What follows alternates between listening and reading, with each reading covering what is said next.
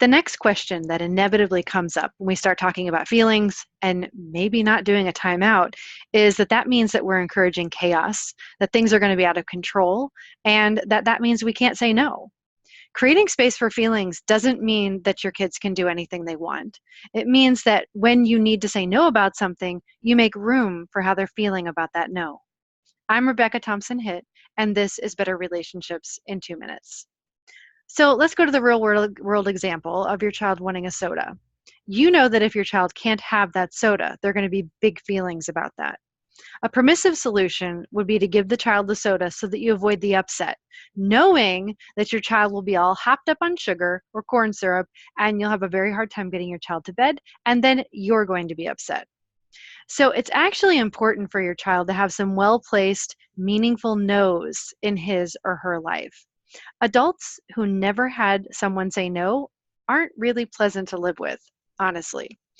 But when there's room for the child to have feelings about that no, your child actually learns a lot in that process.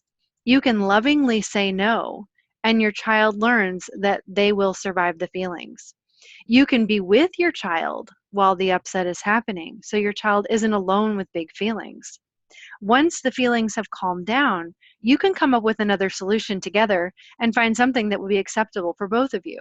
I know in my family, it often ends up being like, okay, maybe a Sprite would be acceptable.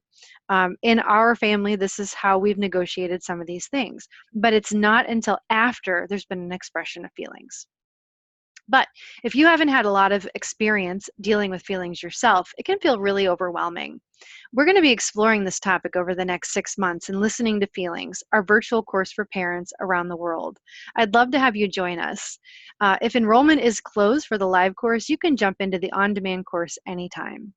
Tomorrow, we're going to be talking about space for feelings and why it's so important for emotional health.